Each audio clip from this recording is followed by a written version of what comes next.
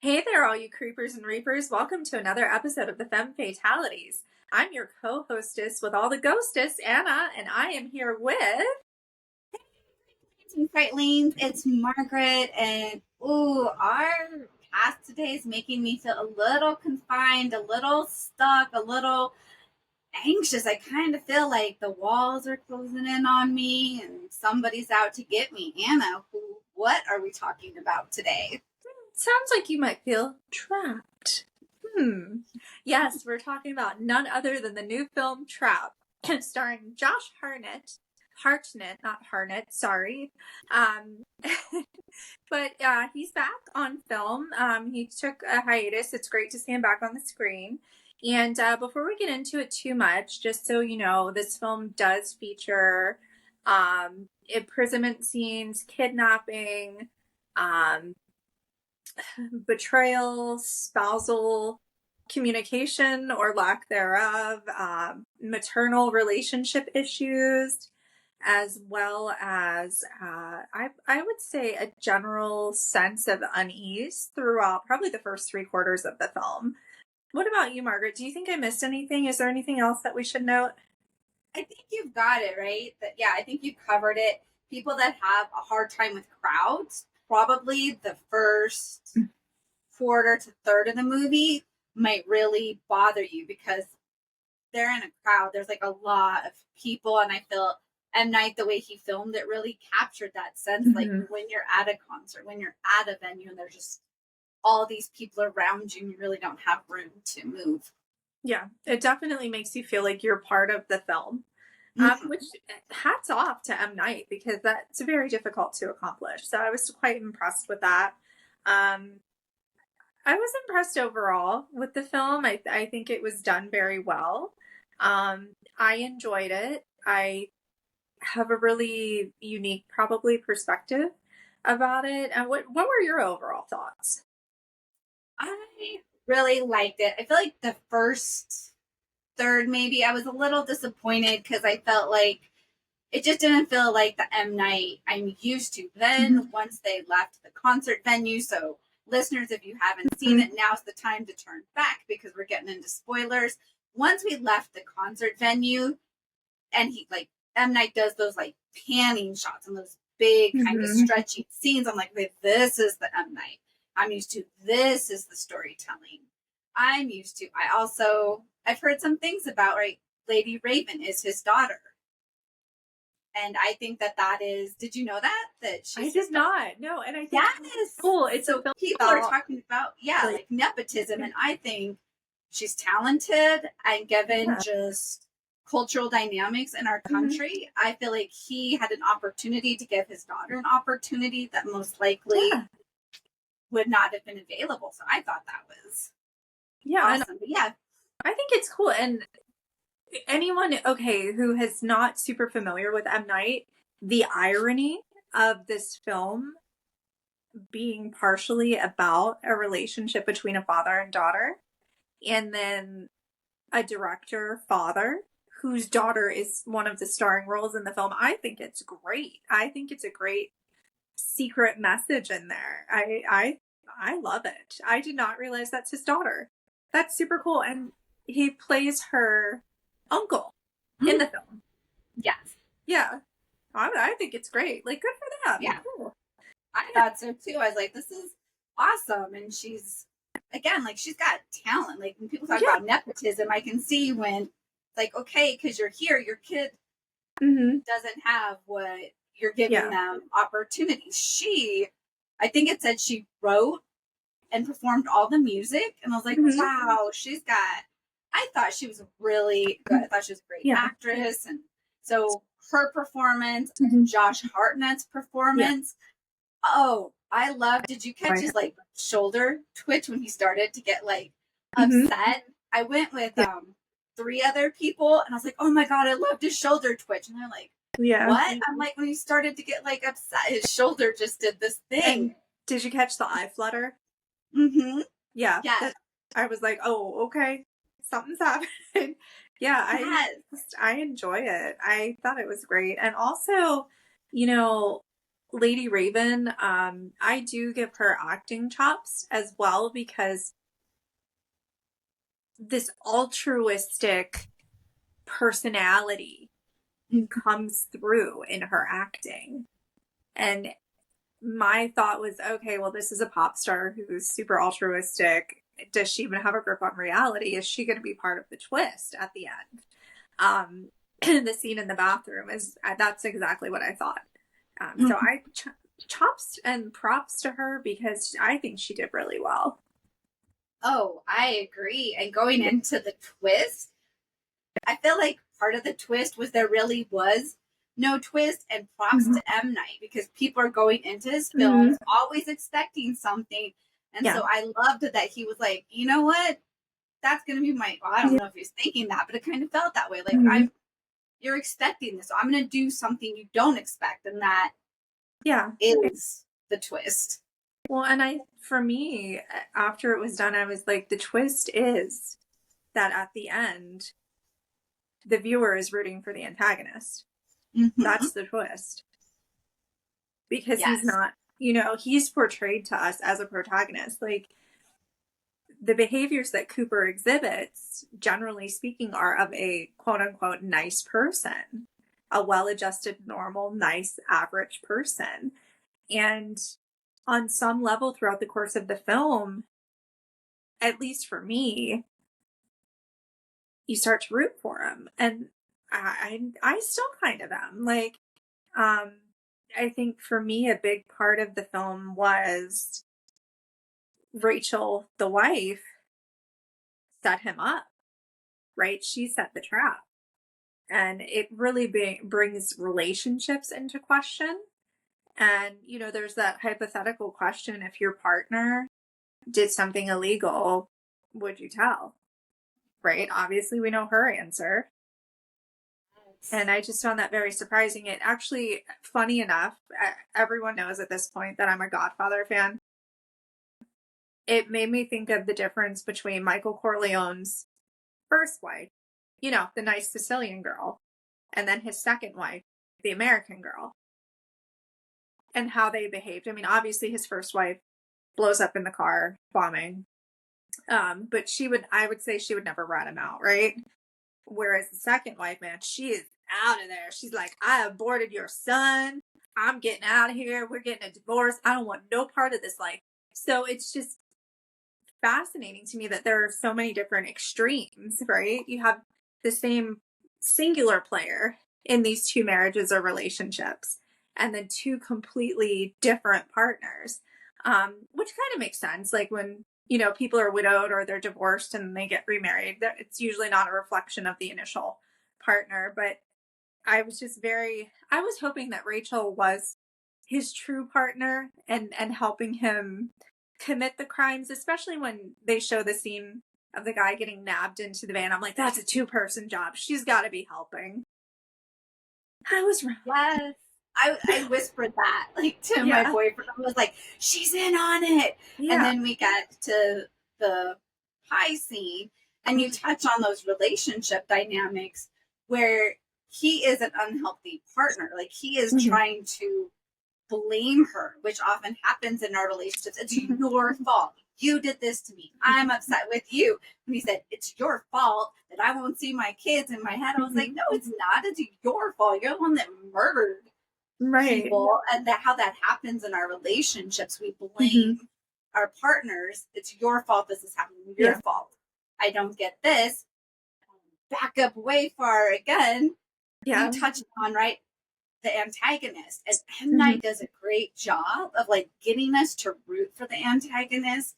And so there's fan theories going around that Cooper actually fits into the glass split unbreakable. Yeah. I thought he was going to at the end, I thought he was going to turn into the Beast. I was like, there's another Beast. It's Cooper.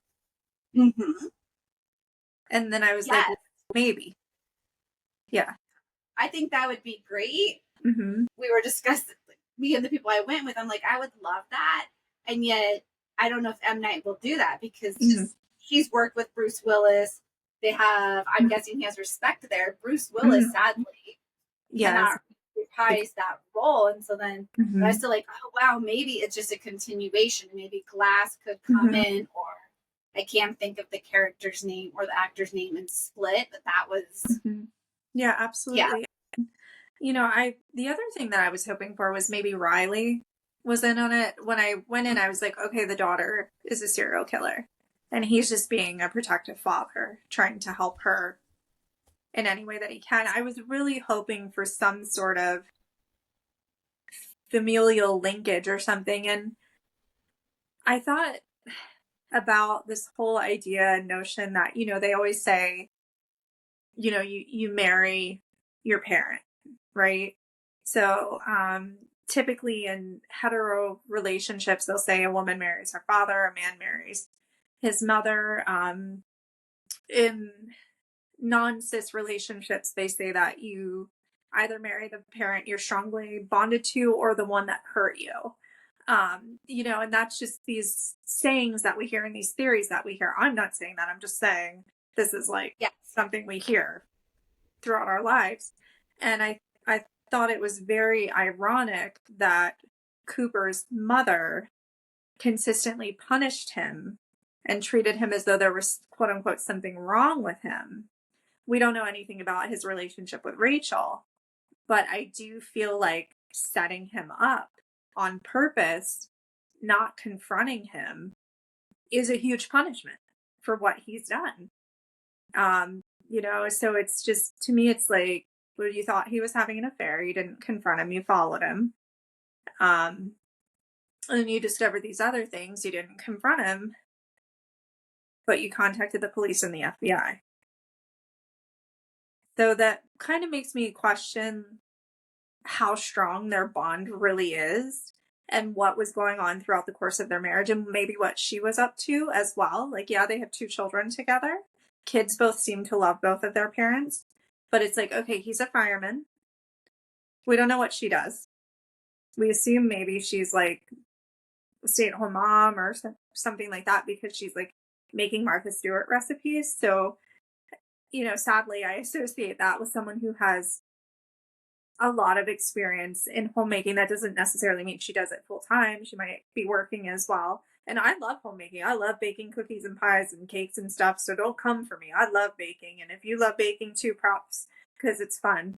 And if you don't, go to the grocery store and get pre-baked stuff and it tastes pretty good too. So it all works out. But it really made me think about their relationship. Like, I'm wondering what happened. And the other thing that I really am curious to know is what happened to Cooper's mom, because there's no sort of hint about patricide or anything of that nature.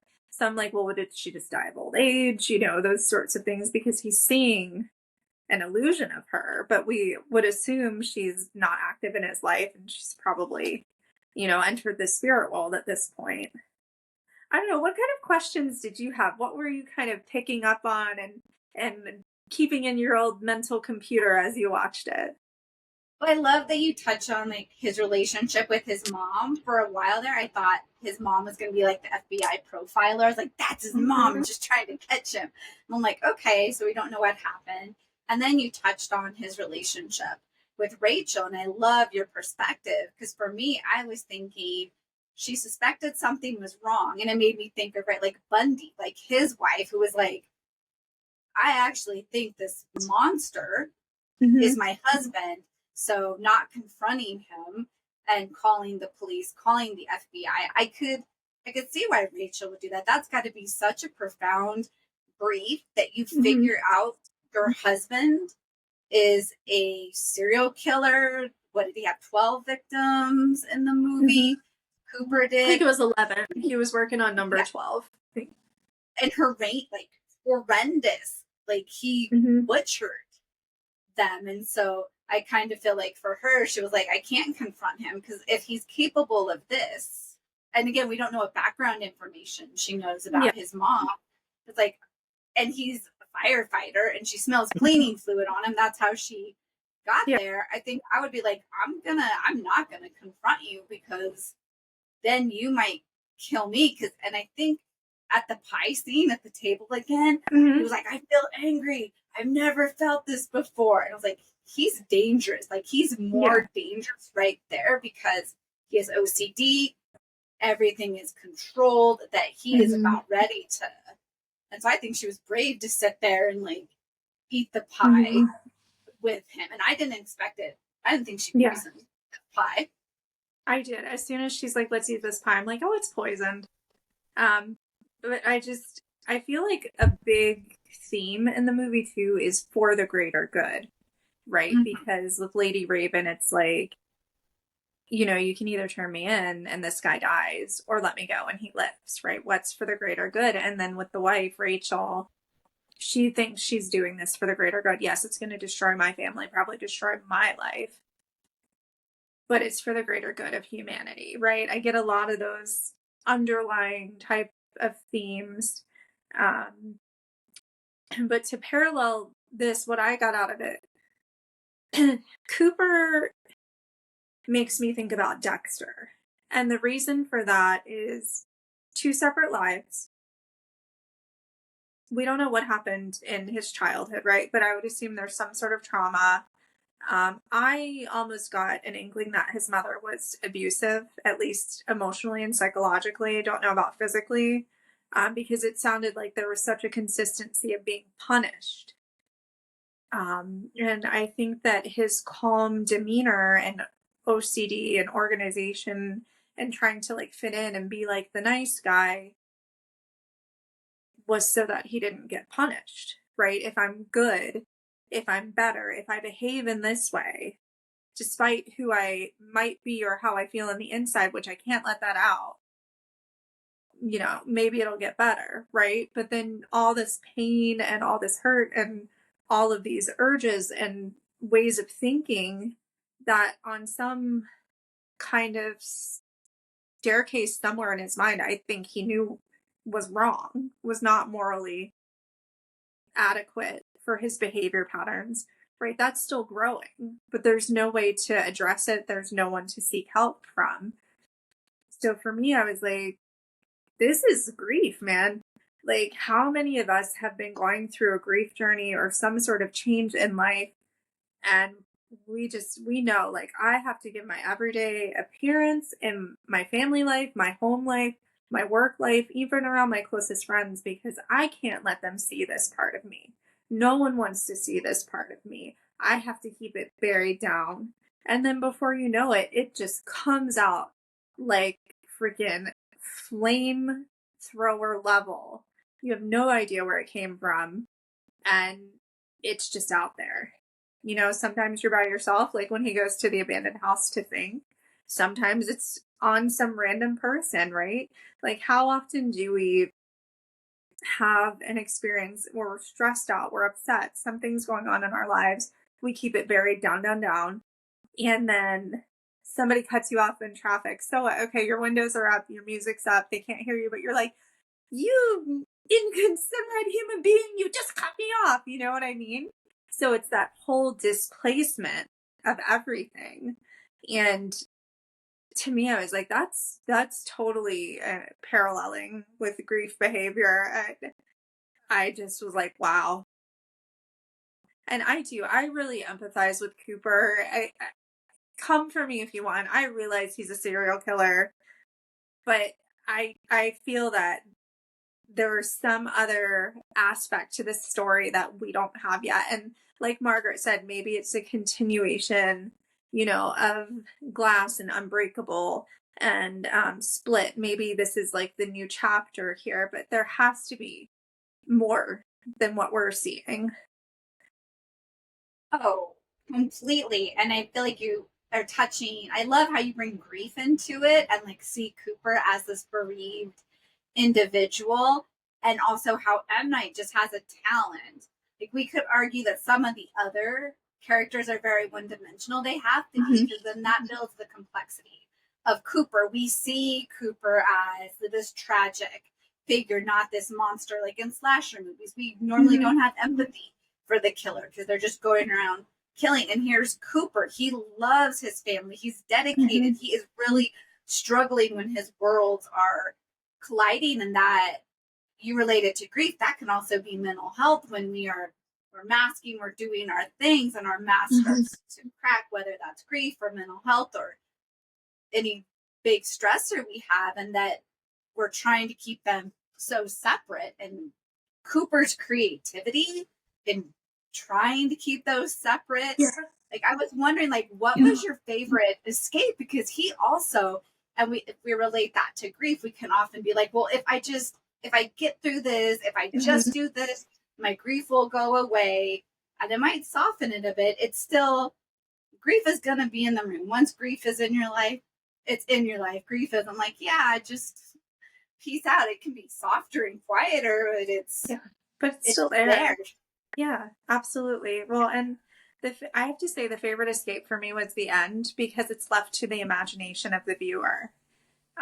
So that's, yes. I still have this little thread of hope that if there is another film, he busts out of the paddy wagon, he goes to his house, and Rachel is in on it. Like, it was a trap, but it's a trap for the FBI agent or something like that. Like, or the whole family's in on it. That's my my hope, because I think it makes it more interesting. It gives it a really cool dynamic, just something different. And that's, for me, that's very exciting. And it's great because you can use your imagination for whatever happens next. What was your favorite escape? I'm with you. The end, I was like, oh, he's so creative. And how even the profiler sees like him tipping up the bike. Oh, he has OCD. So just let him do this. It's part of his mental health, and not, oh, he's actually great. Like, he's figuring out a way to escape. I was even like, what's he going to do? Like, once they open the door, how is he going to escape? And then going back to grief real quickly, Riley, could you imagine you go see your favorite artist? You are so excited. You get to go backstage. You get to meet her. She comes to your house, only to find out your dad is a serial killer. He was going to kill your favorite artist, maybe your mom, maybe you and your brother. Like, talk about grief can come into our life. Like, this is the best day ever. And then we're like, and it's also the worst day ever. Yeah. Right. So when someone was like asking her, how was the concert? And she was like, killer. Like, no, literally. I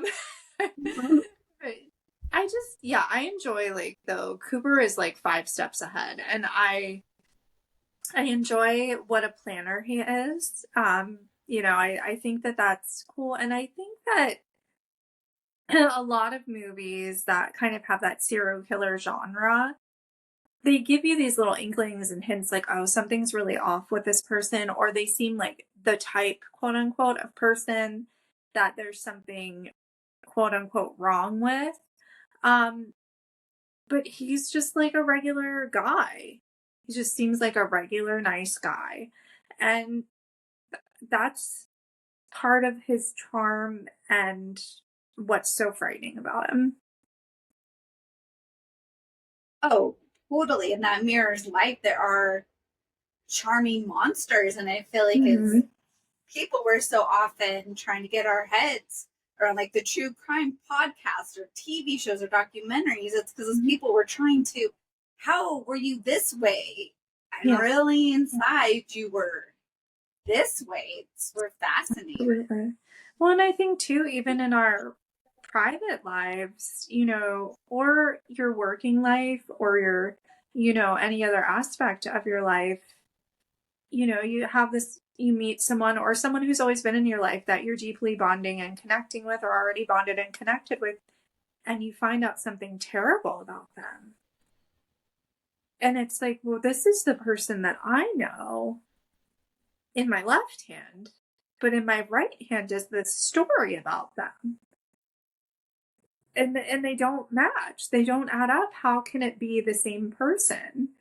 And I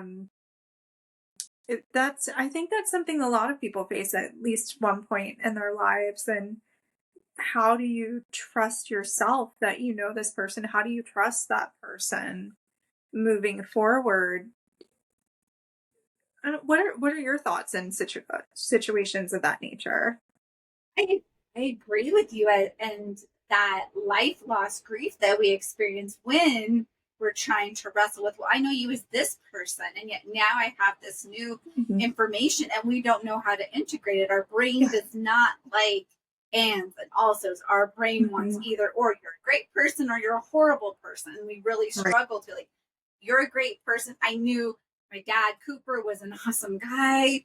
And he was also a horrible guy. And then how we grieve that. You can see that Allison Hill, who played Rachel, I feel like she did a wonderful job conveying that, like, emotion of, you're my Cooper. I know you. Like, they show the wedding photos and all that, where you're like, she really believed, like, she had, like, this all-American firefighter awesome husband.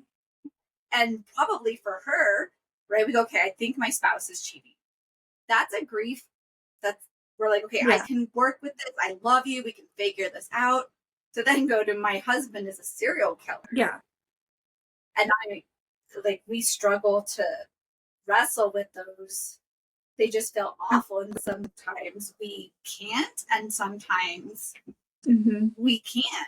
And having supports, I feel like Lady Raven exemplifies in grief or life changes. She's using her supports, like, she's live streaming. People do this, and we can think about mental health, grief journey. We can get on our phone, hey, this is where I'm at, and we can see how community comes together. For all of her escapes, hers was through community, which I thought was great. Yeah, it was great. And, you know, it's just, it goes to show that everyone has fans, right? Everyone has at least one other person who is rooting for them, whether we realize it or not. And they will be there to help you. And that's something really important that you mentioned, that, you know, we want to enforce to anyone who's listening. Like, you know, you might not even know who this fan is, but they're there for you, and they will show up when you need them to. And don't ever forget that. And honestly, sometimes you have to be your own fan. And that's just as important, because if you can't show up for yourself, you're not going to be able to show up for anyone else, and it's going to be harder for people to show up for you. And that is a very tough lesson to learn, and it's a lifelong lesson that we have to keep working on. I do want to kind of step back to the altruism thing. So we're talking about Lady Raven a little bit, and how her character is very altruistic. I almost feel like our natural proclivity to see it as black and white, or good or bad, or one or the other, that's altruistic. I feel like people get mixed up thinking that the gray area is like a Pollyanna-ish way to look at things, or that's too altruistic. But the gray area is where the truth lies. Not everyone is everything. But on the other hand, no one is just one thing either. Yes, I love how you put that, as you're talking about Lady Raven and we're talking about Cooper, which made me think of, as you're talking about, like, this spectrum, right? It's not black or white. We have Lady Raven that's at one end of the spectrum. We could argue Cooper's at the other end of the spectrum. And then the rest of the movie is filled with all these people that, like, the t-shirt guy whose name I can't think of, he'd probably be closer to, like, Lady Raven, because he's just trying to be a nice guy. Yeah. He's a nice dude. Other, like, fans, maybe they could be a little further down because they really want a piece of Lady Raven, or her mentor that we see being, like, really horrible to people, and like, hey, so good to see you, so glad you came, like, you stupid idiot, I don't know, you're gonna make me poop my pants, or whatever he said in the movie. The funniest part. Like, he could be, like, closer to Cooper. And so I love how you bring up this movie really shows us that everything in life is a spectrum, and some people are closer to one end, other people are closer to the other, and for most of us, we're in the middle, and that it's okay to fluctuate. Sometimes we are more Lady Raven, other times, like you're talking about getting cut off, maybe that's where the Cooper in us is going to come out. Well, he's got OCD and very controlled, but he might be like, oh, I could chop you up and feel better. That's what you get for cutting me off. Right. Absolutely. Well, I've got to ask, where do you think you fall on the Lady Raven to Cooper scale? That is a great question. Oof. I'm gonna say I'm just like in there. It really depends Mhm. on what's happening, who I'm with. If I'm with clients, I'm way more friends, Lady Raven. If I'm by myself, I'm kind of just probably like I'm probably like the t-shirt guy. Like I am on the scale. Like I'm him, but still kind of like that's it. I'm never gonna be nice to anybody again. Yeah.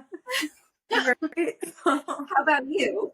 Um, I think that I'm probably very close to Lady Raven to the point where it can be a detriment to me. Like I'd be like, okay, I'm gonna go to your house even though I know that you're the butcher, and I'm gonna try and fix this even though I know I might die. Like things that like sometimes your emotional thinking overtakes your intellectual notions. Yeah, that's I feel like probably in See, you that would be in the aspect. house. I would be in like the limo, like calling the police, being like, "Hey, this is Lady Raven. I just I, dropped off the butcher. yeah, and I'd Come be like now." walking around the house. I'd be like, "Oh, you made deviled eggs," like shoving them in, just completely like I gotta figure this out. But there's food here. I'm gonna eat too. Totally just trying to make the best out of it. But it's funny because Cooper's like family life personality, I do see a lot of myself. Like I think that the OCD is more about things having their own place no matter what in life feels out of control, right? Because there are things that none of us can control. You just have to see what happens. But like I know that if I keep like the soap to the right of the faucet, like it'll always be there, but that's where it goes. You know what I mean?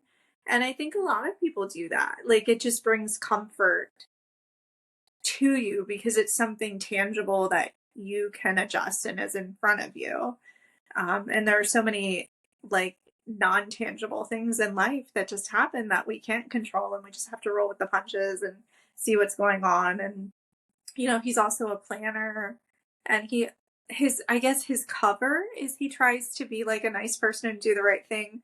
Um, I try to be nice and do the right thing as much as I can. Hopefully, it's not a cover. It's just just my you know I I think for me, like, I know what it feels like to not be considered and to be feeling like really worthless. And that's why I try to consider other people first. Because being on the other side of inconsideration, it kind of shifts the way that you think and what you believe. So, um, that's why I think I empathize so much for Cooper, because you see these parts of your humanity and your personality, and it's like, well, there has to be something that made him this way. It's not just like, he came out the womb bad. You know what I mean? Um, but once again, this is totally a Lady Raven way of thinking. I'm like, well, maybe he's not all that bad. That's totally. Thank you for sharing, right? Especially that, like, how you can relate to him and him needing this structure, and how in Mhm. life we often need structure. We need predictables, even like with grief, we need structure. We need Yes. predictables because everything is upheaved. And Cooper, you related to the OCD part.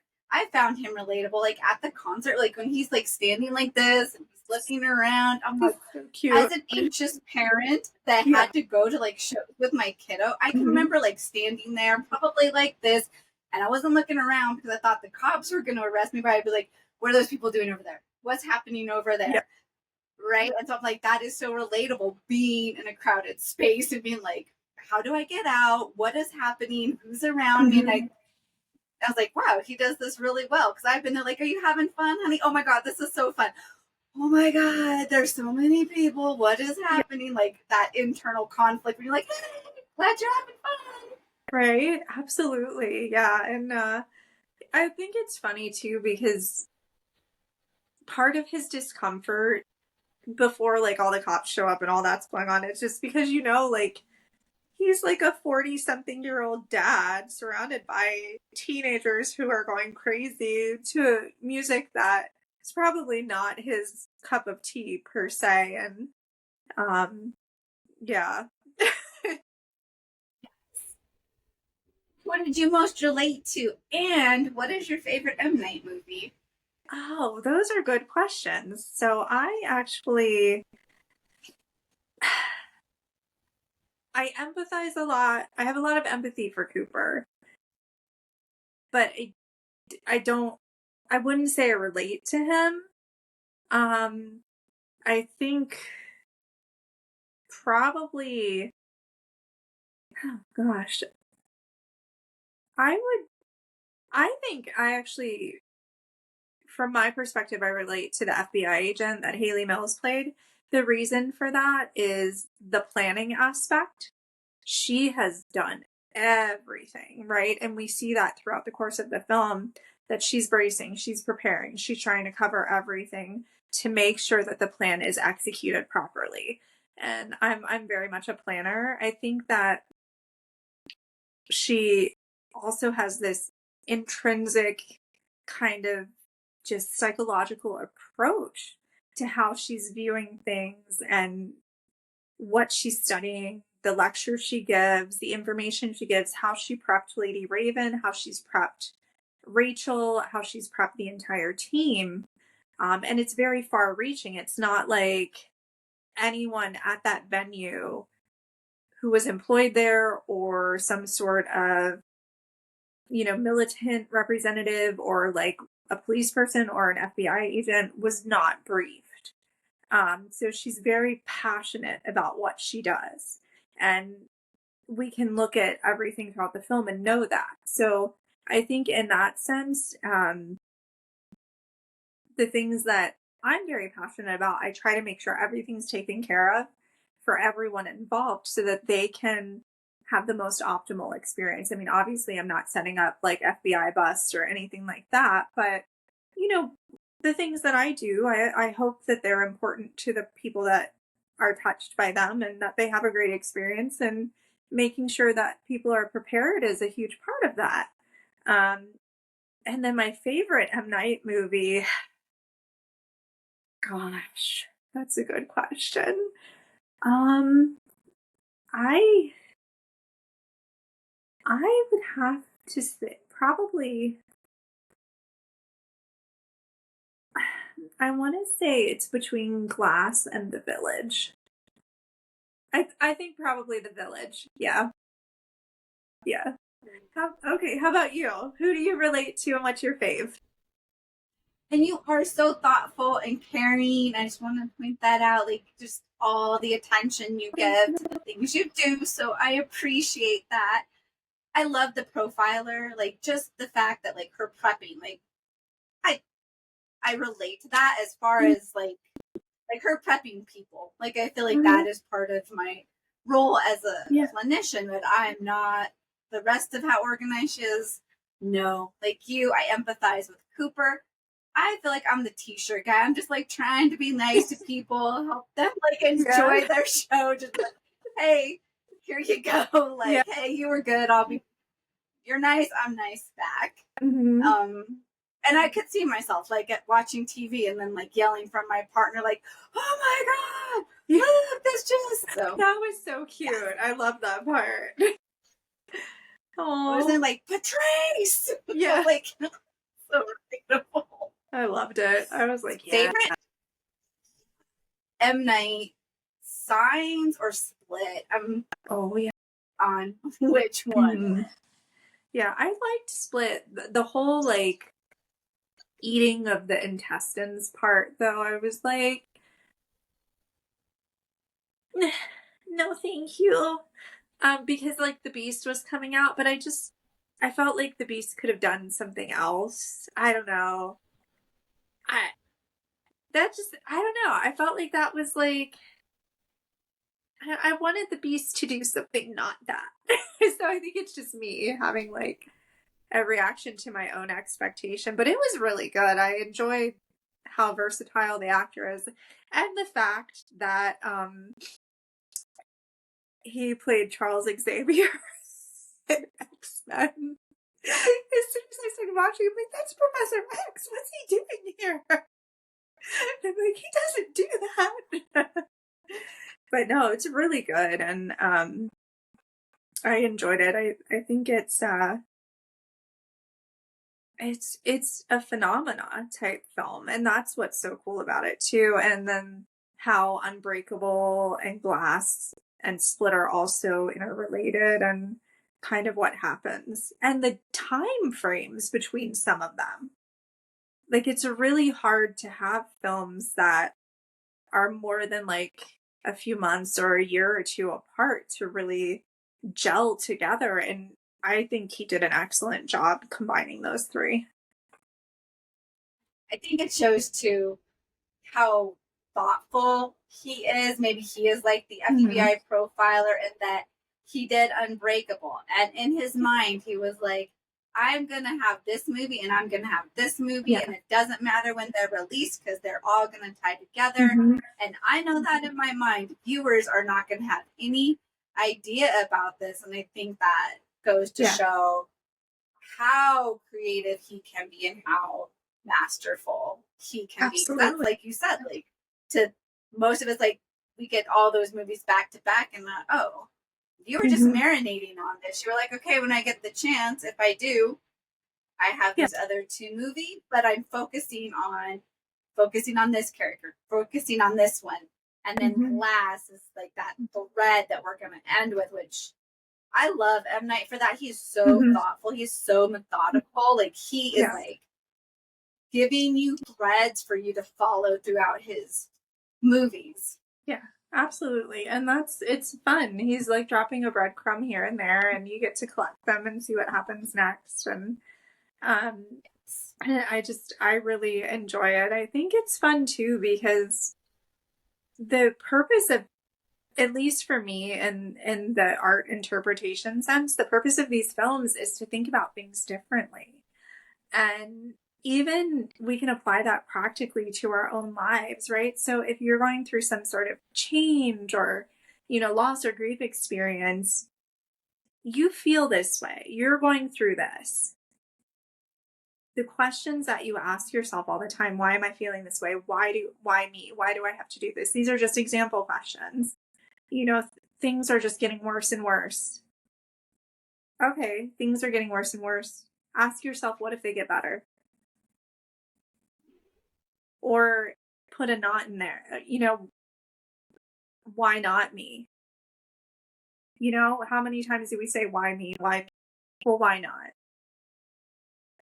And I think that this isn't meant to detach ourselves from empathy for ourselves, but it's meant to kind of strengthen our inner resilience and our way of thinking, because we're not alone in the grand scheme and scope of things. Everyone is going through something. And it's easy to lose sight of that when our own pain and issues and trauma, or even things that we're super excited about, they just take over our mindset and our lives. Like, change is not always bad. We've talked about this so many times. You could get a promotion at work. Heck, you could win the lottery. Your kid could get into the college of their choice. If you are college age, you get into the college of your choice on a free ride, like full scholarship. Those are all great things. But we have to be careful to remember that just because our experiences are jumbled together and in one direction right now, that's not reflective of the experiences of those around us. And we have to be sensitive to that as well. I love that you bring up that point and encouraging listeners, viewers to start to bring that critical thinking aspect to when things happen. And horror movies in general, shows that we watch can invite us. Why is this happening? What is happening? How do I Mm-hmm. feel about this? Well, what if this happened? How would I feel? Which oftentimes, as Anna was saying, we can get like, why me? Why? And like Mm-hmm. Anna saying, why not? Or, well, what am I going to do with this? Yeah. How can I deal with this? It invites us to get creative in what we're experiencing, to have, instead of this is horrible. Yes, this is horrible. Mm-hmm. And I can learn this. And I can make changes. And I have supports. Absolutely. Completely agree. Yeah. And we've talked about it, I think, a few times before. I'm a huge fan of rationalization therapy for a variety of reasons. But once again, just a different perspective, a different way of thinking about things, it can help. And even if the perspective is not aligned with your personal goals and objectives, it strengthens what those are.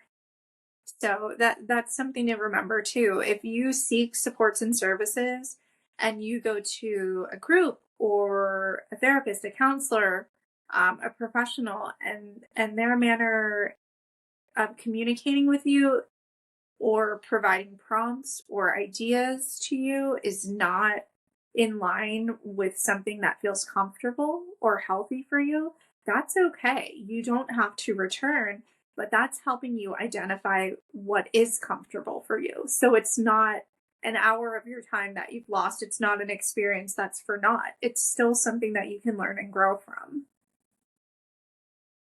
Yes. Ooh, thank you for bringing that up and encouraging that. So, listeners, viewers, next time you watch something, next time you have an experience, how can you start to ask yourself some different questions to process what you have happened so you don't get stuck in that one mode of thinking and you can expand your worldview and help yourself heal?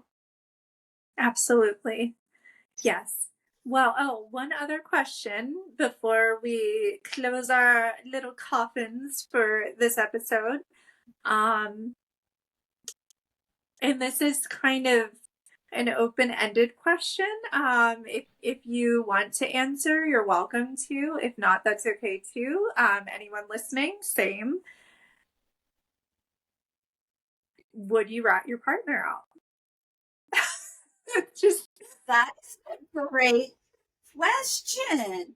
If my partner was the butcher, yes, I would rat him out. I don't think I would be like Rachel. I think when the FBI agent was like, "Hey, you could go to your sister's," I would have already been gone. I would have been like, "Hey, babe, I can't wait to see you. I ordered yeah. sushi for dinner." Then I would know that Mhm. SWAT was on their way. I am also a non confrontational person. I've gotten a lot Yeah. better. And so for listeners, don't judge yourself. A lot of us have trauma. A lot of us have had experiences Yes. that make us who we are. So some people are more confrontational. They're going to go in there. They're going to be like, "What are you doing?" And some of us would be like, "No, like, there's the professionals, Mhm. they can handle it." So there's no right or wrong. Because I feel like then we judge ourselves and we're like, "Oh, well, Anna would do that. What's wrong with me?" Being like, "No, Anna's Anna and I'm me." And I would be Exactly. like, Yeah. "How about you? Would you rat your partner out?" So I like to think what I would do, which you never know until you're actually in a Mm-hmm. situation like you. I am more confrontational. I think that the word confrontational has a very negative tone to it. Um, but I would want to know what's going on. Like what is going on before I made any sort of formative decision about anything.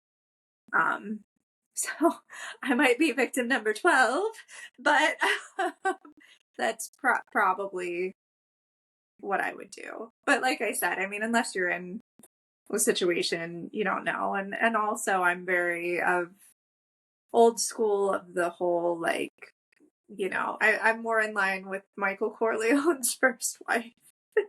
um, you know, just but you don't know what you do, and hopefully none of us have to kind of navigate a Hopefully, situation like in the yeah, film, because as a clinician, yeah. yeah, if a client was like, "I am the butcher," I couldn't say anything. We're gonna have to No. keep having therapy sessions. Hmm. Hopefully, I can help you figure that out. So I kind of like sometimes then in my personal life, I'm like, I Yeah. sit with this here, like this.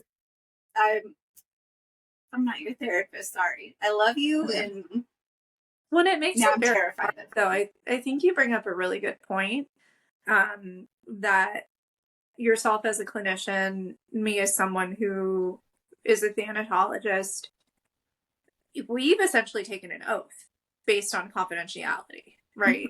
So if someone tells us something, we are we're mandated reporters, but only to certain things.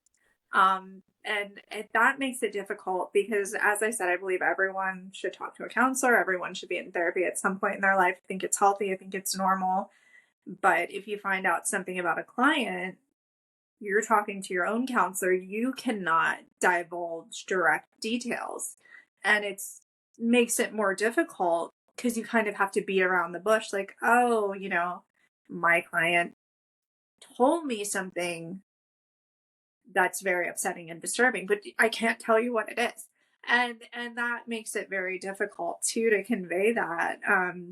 So yeah, I mean, if you're out there listening, you're a mental health professional, or you work in some sort of profession that involves confidentiality with your clients, make sure you are doing things to keep yourself healthy mentally, emotionally, physically, and spiritually, because it can be very taxing. And honestly,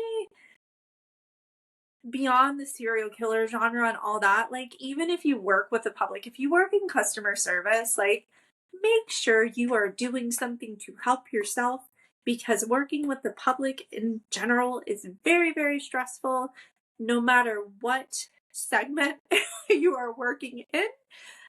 Whether you are working at the local grocery store or you are a highly paid attorney, you are working with the public. It is very stressful. Make sure you are checking in on yourself and your mental health, your physical health, everything. It's super important to do that. Yes, self-care, self-care, self-care, regardless of what field you are in, and being mindful. It doesn't have to be a massage every week or getting your nails done or working out. Like, it can be, I'm really tired, so I'm going to go to bed early. I'm going to just make sure I eat a healthier meal today. Like, it doesn't have to be elaborate. And for listeners, as Anna touched on confidentiality, the only way we can break confidentiality is imminent harm.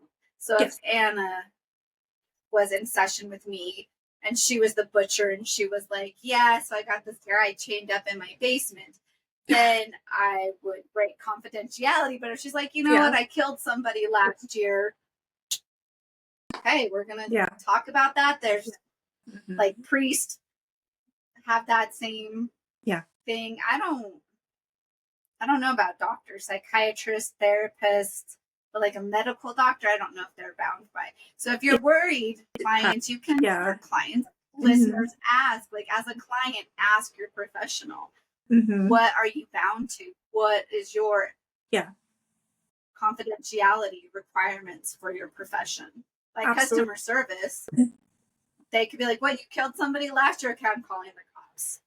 Yeah. Or be like, I think this is a prank call. Yeah. So definitely, if you are going to a professional to talk about, acts that have involved you, whether they've been committed towards you, you've committed them, anything like that, be prepared for what you're getting yourself into, and, really find out what their definition of mandated reporting is. And I'm really speaking more towards if you're discussing an experience with your abuser or something like that, to ensure that you don't have to relive the trauma if you don't care to, other than to work through your own healing process and journey. You really want to make sure that you have a serious discussion with your counselor, doctor, therapist, etc., before you get into what you want to discuss. And a lot of professionals are really good about saying, you're getting into mandated reporting, or if you continue, I am going to have to report this, or I'm really concerned because you're sharing that you were abused and you're telling me children are still in the house. So that most clinicians are really good about like letting you know what you're saying. I'm concerned, and they're gonna let you know unless they have other. Well, you know what? Like Anna said, ask, find Yeah. out if you're worried about it because Yep. it's nuanced. Everybody has different experiences, and The only terrible question is the one that is not asked. So it's better to ask and yes, know than to stay quiet and find out the hard way. yes. Absolutely. Well, so sorry to kind of, catapult into all of this other stuff, but all in all, the movie's great. I give it like probably a solid 8 out of 10. What about you? 7 out of 10. Yeah, Yeah. I think I might get it up to 8.5 out of 10 if there's another one coming, just because then it's like, okay, there's more. Um, but we'll see. That's to be determined. Yeah. Yes, go watch the film. Let us know what Mm-hmm. you think, what you feel. Yeah, let us know your favorite M. Night movie too, and if you want us to talk about it, because we would love to. We're open to ideas and suggestions, Yes. and yeah, let us know too on the kind of clinical counseling thanatology side. If there's anything you want us to talk about or to cover, that would be really helpful to you or helpful to someone you know, because we're all about that. But, I think at this point, we don't want you to feel trapped by our podcast. So we're going to say ta-ta for now. And in the meantime, make sure you keep drinking your Bruja Brew and enjoying your coffin cakes. And until next time, bye.